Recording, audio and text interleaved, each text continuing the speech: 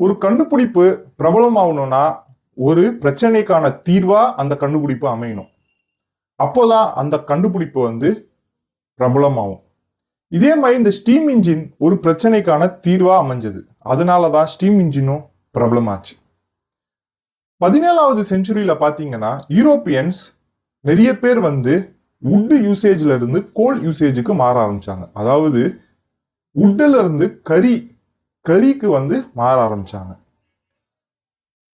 இந்த மாதிரி மாறப்போது நிறைய பிரைவேட் கம்பெனிஸும் கவர்மெண்ட் கம்பெனிஸும் கோல் மைன்ஸ், அதாவது கரி சுரங்கத்தை அமைக்க ஆரம்பிச்சாங்க. இந்த கரி சுரங்கம் எப்படி இருக்கும்னா பூமிக்கு அடியில ஒரு பள்ளம் மாதிரி இருக்கும். அதுல இருந்து தான் பூமிக்கு அடியில இருக்கிற கரியை வெளியே எடுத்துட்டு அதை ப்ராசஸ் பண்ணி அது மக்களுக்கு சப்ளை பண்ணுவாங்க. இந்த மாதிரி நிறைய கரி சுரங்கங்களை அமைச்சுக்கிட்டே போனாங்க. இந்த கவர்மெண்ட் ஏஜென்சிஸும் பிரைவேட் கம்பெனிஸும் சம்மர் டைம்ல ஈஸியா இந்த கோல்ஸை எடுத்து மக்களுக்கு கொடுத்துட முடியுது. ஆனா வின்டர் டைம்ல பாத்தீங்கன்னா, அதாவது மழைக்காலத்துல பாத்தீங்கன்னா மழை தண்ணி இந்த கோல் மைன்ஸ்ல போய் ஃபில் பண்ணிடும். அதாவது இந்த கோல் மைன்ஸை நிரப்பிடும். அப்போ இது கோல் மைன்ஸ் ஒரு லேக்கா மாறிடும். அதாவது சுரங்கம் தண்ணியால ஃபில் பண்ணதுனால இவங்கனால யாராலையும் உள்ள போயிட்டு கோல்ஸை எடுக்க முடியாது. இந்த கோல் மைன்ஸ் பல மாசமா அந்த தண்ணி தேங்கின தண்ணி ஆவி ஆகிற வரைக்கும் இந்த கோல் மைன்ஸை உபயோகமே படுத்த முடியாது. அதாவது அதுல இருந்து கரியை எடுக்கவே முடியாது. இந்த தண்ணி தேங்குறத நம்மனால தடுக்க முடியாது. ஏன்னா இது இயற்கையோட எஃபெக்ட். ஒரு பள்ளம்னு இருந்தா அதுல தண்ணி தேங்க தான் செய்யும். இப்போ இதுக்கான சொல்யூஷன் நம்ம நிறைய சொல்யூஷன் இந்த காலகட்டத்துல இருக்கலாம். ஆனா அந்த காலகட்டத்துல ஒண்ணு அப்போ அவங்களுக்கு இருந்த ஒரே ஒரு வழி என்னன்னா, உள்ள தேங்கி இருக்கிற தண்ணியை வெளியே எடுக்கிறது தான் ஒரே வழி. இப்போ நீங்க ஈஸியா சொல்லிடுவீங்க, நம்ம எலக்ட்ரிக்கல் மோட்டார் பம்பை யூஸ் பண்ணி நம்ம தண்ணியை எடுத்துடலாமேன்னு. ஆனா அந்த காலகட்டத்துல பம்புலாம் இல்லை இல்லையா? அப்போ அவங்க ஒண்ணு இந்த குதிரையை யூஸ் பண்ணி உள்ள இருக்கிற தண்ணி எடுப்பாங்க. அப்படி இல்லைன்னா அந்த பக்கெட் மாதிரி வச்சு எடுப்பாங்க. ஆனா இதுவும் ஒரு எஃபிஷியன்ட் ப்ராசஸ் கிடையாது. ஏன்னா நான் தான் சொன்னேன் இல்லையா, சுரங்கம் ரொம்ப பெருசு. அதுக்குள்ள இருக்கிற தண்ணியை இந்த மாதிரி நம்ம முயற்சி செஞ்சு எடுத்தாலும் கிட்டத்தட்ட ஒரு மாத கணக்கா ஆகும். அது வரைக்கும் அந்த சுரங்கத்துல இருந்து நம்மளால கோல்ஸை எடுக்க முடியாது. இதுக்கு யாராவது தீர்வு கொடுத்தா நல்லா இருக்குமேன்னு சொல்லிட்டு பல அந்த கம்பெனிஸும் சரி, பிரைவேட் கம்பெனிஸும் சரி, கவர்மெண்ட்டும் சரி இதுக்கான தீர்வு கிடைச்சா நல்லா இருக்குமே. ஏன்னா கோல் வின்டர் டைம்ல எடுக்க முடியாத போது கோலோட விலையும் ஏறி போயிடுது. இந்த பிரச்சனைக்கு ஒரு தீர்வா ஜெரோனிமோ அப்படிங்கிறவர் இந்த பிரச்சனைக்கு ஒரு தீர்வை கொண்டு வந்தார். அவர் ஒரு ஸ்பானிஷ் பீப்புள். அவர் ஒரு ஸ்பானிஷை சேர்ந்தவர். அவர் பார்த்தீங்கன்னா என்ன பண்ணார்னா, ஒரு மிஷின் ஸ்டீமால் ஓடக்கூடிய ஒரு மிஷினை அதை பேட்டன் பண்ணார். இந்த மாதிரி சுரங்கத்தில் இருக்கிற தண்ணியை எடுக்கிறதுக்கு ஸ்டீமால் ஒரு செய்யப்பட்ட ஒரு மிஷினை அவர் பேட்டன் பண்ணி அதை உபயோகித்து இவர் என்ன பண்ணார்னா ஃபில் பண்ணி இருக்கிற அந்த தண்ணியை எடுக்க ஆரம்பித்தார். ஆனால் இவரோட இன்ஜின் பார்த்தீங்கன்னா ரொம்பவே இன்எஃபிஷியன்ட்னா என்னென்னா, இந்த இன்ஜினை ஓட வைக்கிறதுக்கான காஸ்ட் ரொம்ப அதிகம். இன்னொன்று விஷயம் என்னன்னா, இந்த இன்ஜின் சீக்கிரமாக பழுதாயிடும். இன்னொரு விஷயம் என்னன்னா, இது பெரிய சுரங்கத்துக்கெலாம் உபயோகப்படுத்த முடியாது.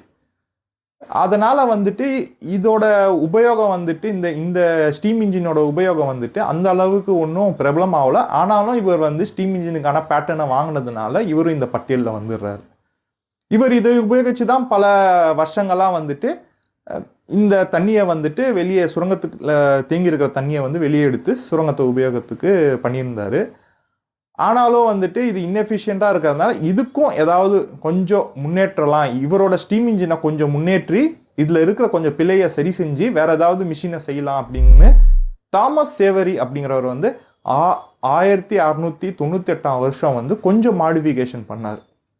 மாடிஃபை பண்ணி இவர் ஒரு ஸ்டீம் இன்ஜினை கொண்டு வந்தார். ஸோ இந்த ஸ்டீம் இன்ஜின் பார்த்தீங்கன்னா இது கொஞ்சம் எஃபிஷியண்ட்டாக இருக்கும். ஆனாலும் இவர் கண்டுபிடிச்ச தாமஸ் சேவரி கண்டுபிடிச்ச ஸ்டீம் இன்ஜின் கொஞ்சம் எஃபிஷியண்ட்டாக இருக்கும். அதாவது இது எல்லாராலையும் உபயோகப்படுத்த முடியும் அப்படின்னு சொல்ல முடியாது. ஆனாலும் ஏதோ ஜெரோனிமோ கண்டுபிடிச்சதோட இது கொஞ்சம் பரவாயில்லையா இருக்கும். ஆனாலும் இவரதும் அதே பிரச்சனை தான், ஷாலோ மைன்ஸில் தான், அதாவது சின்ன சுரங்கத்தில் தான் இது வந்து உபயோகப்படுத்த முடியும். சின்ன சுரங்கத்தில் தேங்கி இருக்கிற தண்ணியை மட்டும்தான் இதால் எடுக்க முடியும். ரொம்ப ஆழமாக இருக்கிற சுரங்கத்துலேயோ இல்லை நிறைய தண்ணி தேங்கி இருக்கிற சுரங்கத்துலேருந்து தண்ணி எடுக்கிறது கஷ்டம். அதுக்கான ப்ரெஷரை வந்து இவர் கண்டுபிடிச்ச, அதாவது தாமஸ் சேவரி கண்டுபிடிச்ச இன்ஜினில் இல்லை. அது மட்டும் இல்லாமல் தாமஸ் சேவரியோட இன்ஜினில் பார்த்தீங்கன்னா இன்னொன்று பிரச்சனையும் இருந்தது, திடீர்னு வெடிச்சிடும். ஏன்னா ஸ்டீம்னாலே ஒரு ஹீட்டு தான், அந்த ஹீட்டால் பில்ட் ஆகக்கூடிய ப்ரெஷரை வந்து இவர் கண்ட்ரோல் பண்ணுறதுக்கு எதுவுமே அதில் செட் பண்ணல. அதனால் இவரோட மிஷின் வந்துட்டு ஒரு அன்ஸ்டேபிள் மிஷினாக இருக்கும், அடிக்கடி வெடிஞ்சிரும். இதனாலேயே இந்த மிஷினை வந்து உபயோகிக்கிறதுக்கு நிறைய பேர் பயந்துருந்தாங்க. ஸோ தாமஸ் சேவரி கண்டுபிடிச்ச அந்த ஸ்டீம் இன்ஜினோட அந்த ஒரு ப்ராப்ளத்தை வந்து சரி செய்கிறதுக்காக நியூகம் அப்படிங்கிறவர் வந்து 1711 வந்துட்டு கொஞ்சம் இம்ப்ரூவ்மெண்ட்ஸை கொண்டு வந்தார். அவர் கண்டுபிடிச்ச இன்ஜின் தான் அட்மாஸ்பெரிக் இன்ஜின். இந்த இன்ஜினும் பார்த்தீங்கன்னா அந்த எக்ஸ்ப்ளோஷன்லாம் இருக்காது. ஏன்னா வந்து இவர் வந்து முக்கியமாக அந்த எக்ஸ்ப்ளோஷன் தாமஸ் சேவரி இன்ஜினில் இருந்த அந்த வெடிப்பு, அதாவது ப்ரெஷர் பில்டாகி வெடிக்கிறத வந்து தவிர்க்கிறதுக்கான சில மாடிஃபிகேஷன் அவர் வந்து பண்ணியிருந்தார். ஆனாலும் வந்துட்டு இவர் கண்டுபிடிச்ச, அதாவது நியூகம் அப்படிங்கிறவர் 1711 கண்டுபிடிச்ச இன்ஜின், அட்மாஸ்பெரிக் இன்ஜின்லேயும் வந்துட்டு அதுவும் வந்து ஒரு இன்எஃபிஷியன்ட் இன்ஜினாக இருந்தது. ஏன்னா நியூகம் கண்டுபிடிச்ச இன்ஜினில் பார்த்தீங்கன்னா தாமஸ் சேவரில் இன்ஜினில் இருந்த மாதிரி எக்ஸ்ப்ளோஷன் இருக்காது. ஆனாலும் இந்த நியூகமோட இன்ஜினை வந்துட்டு கூல் பண்ணுறதுக்கு இவர் நிறைய கோல்டு வாட்டரை யூஸ் பண்ணணும். அதாவது தண்ணி வந்து நிறைய யூஸ் பண்ணணும். தண்ணியை யூஸ் பண்ணி அதை வந்து ஹீட் ஆகிறத வந்து கம்மி பண்ணி அதாவது சூடு இன்ஜினை வந்து ஹீட் ஆகாமல் பார்த்துக்கணும். அதனால் நிறைய தண்ணி வந்து யூஸ் ஆகும், நிறைய செலவாகுது இந்த இன்ஜினை கூல் பண்ணுறதுக்கே, அதுவும் அது மெயின்டெனன்ஸ் பண்ணுறதுக்கும் செலவாகுது. இதனால் வந்துட்டு நியூகமோட இன்ஜின் வந்துட்டு இன்எஃபிஷியன்ட், ஆனால் வெடிக்காது. அதனாலேயே வந்துட்டு இது 50 ஆண்டுகள், அதாவது 50 இயர்ஸ்க்கு வந்து இந்த இன்ஜின் வந்து உபயோகத்தில் இருந்தது. அதுக்கப்புறம் தான் நம்மளோட ரியல் ஹீரோ தாமஸ், அதாவது ஜேம்ஸ் வாட் அப்படிங்கிறவர் வந்து உள்ளே வராரு. அவர் வந்து 1765 இதில் வந்து ஸ்டீம் இன்ஜின்ஸ் எல்லாம் ரிப்பேர் செஞ்சுக்கிட்டு அதில் வந்துட்டு அதோட ரிப்பேரிங் அந்த மாதிரி ஒர்க்கெல்லாம் செஞ்சுட்டு இருந்தது தான் ஜேம்ஸ் வாட்டு.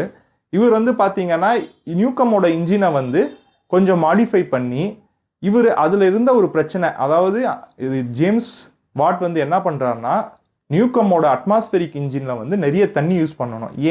ஏன்னா நியூகமோட இன்ஜினில் வந்துட்டு சிலிண்டரில் நிறைய ஹீட் ப்ரொடியூஸ் ஆகுது. அந்த ஹீட்டை வந்து தணிக்கிறதுக்காக தான் நம்ம நிறைய தண்ணியை யூஸ் பண்ணுறோம். அப்போ ஜேம்ஸ் வாட் என்ன பண்ணார், நம்ம அந்த சிலிண்டரில் வந்து ஹீட்டை குறைக்கிறதுக்காக தனியாக ஒரு செப்பரேட் யூனிட், அதாவது கண்டென்சர் அப்படிங்கிற யூனிட்டை தனியாக வைக்கக்கூடாது அப்படின்னு யோசித்து கண்டென்சர் அப்படிங்கிற ஒரு யூனிட்டை தனியாக இன்ஸ்டால் பண்ணார். இப்போ கூட ஏசியில் பார்த்தீங்கன்னா கண்டென்சர் அப்படிங்கிறத வந்து வீட்டுக்கு வெளியே வச்சுருப்போம். அது வந்து சூடான காற்றை வந்து அட்மாஸ்பியருக்கு தள்ளி விட்டுரும், அதாவது சூடான காற்றை வெளியேற்றி விட்டுரும். இது வந்து எப்போவுமே வீட்டுக்கு வெளியே தான் இருக்கும். நம்ம வந்து ஏசியோட மெயின் எவாப்ரேட்டர் உள்ளே இருக்கும், இந்த கண்டென்சர் வெளியே இருக்கும். சூடான காற்றெல்லாம் இந்த கண்டென்சர் வெளியே தள்ளி விட்டுரும். இதே கான்செப்ட் தான் இவர் கொண்டு வந்த ஜேம்ஸ் வாட் கொண்டு வந்தது. சிலிண்டரில் இருக்கிற ஹீட்டெல்லாம் வந்து கண்டென்சர் மூலியமாக நம்ம வெளியே தள்ளிட்டோம்னா சிலிண்டர் ஹீட் ஆகாது. நம்ம சிலிண்டர் மேலேயே கோல்டு தண்ணியும் ஊற்ற தேவையில்லை, நம்ம வந்து செப்பரேட்டாக கண்டென்சருங்கிறத யூனிட்டை வச்சுட்டோன்னா அப்படின்னு சொல்லி யோசித்து கண்டென்சர் யூனிட்டை வச்சார். இது வச்சதுக்கப்புறம் என்ன ஆச்சுன்னா ஜேம்ஸ் வாட்டோட இன்ஜின் ரொம்பவே ப்ராப்ளம் ஆயிடுச்சு. அதாவது இந்த இன்ஜின் ரொம்பவே ஸ்டேபிளாக இருந்தது. ஸ்டேபிளாக இருந்தது மட்டும் இல்லாமல் எஃபிஷியண்ட்டாக இருந்தது. எஃபிஷியண்ட்டாக இருந்ததுனால ப்ராப்ளம் ஆயிடுச்சு. இதை வந்து நிறைய பேர் வந்துட்டு வாங்க முன்ன வந்தாங்க. அதுவும் இல்லாமல் இவரோட இன்ஜின் வந்து கமர்ஷியலைஸ் ஆயிடுச்சு. அதாவது இதை வந்து என்ன நண்பர்களே, எப்படி ஸ்டீம் இன்ஜின் வந்து கண்டுபிடிக்கப்பட்டது அப்படிங்கிறது தெரிஞ்சுக்கிட்டீங்களா? ஸ்டீம் இன்ஜின் கண்டுபிடிச்சதுனால தான் இப்போ நம்மளால் ஐசி இன்ஜின்ஸை யூஸ் பண்ண முடியுது. இந்த ஸ்டீம் இன்ஜின் கண்டுபிடிச்சதுக்கப்புறம் அதோட அப்ளிகேஷன் பல்வேறு துறையில் வந்துட்டு யூஸ் பண்ணப்பட்டது. இண்டஸ்ட்ரியல் ரெவல்யூஷனில் ஸ்டீம் இன்ஜினோட உபயோகம் ரொம்பவே அதிகமாக இருந்தது. ஏன்னா இண்டஸ்ட்ரீஸில் வந்து பார்த்திங்கன்னா பெரிய பெரிய மிஷின்ஸ் ஓடுறதுக்கும் இந்த ஸ்டீம் இன்ஜின்லேருந்து வர அந்த பவரை யூஸ் பண்ணிக்கிட்டாங்க.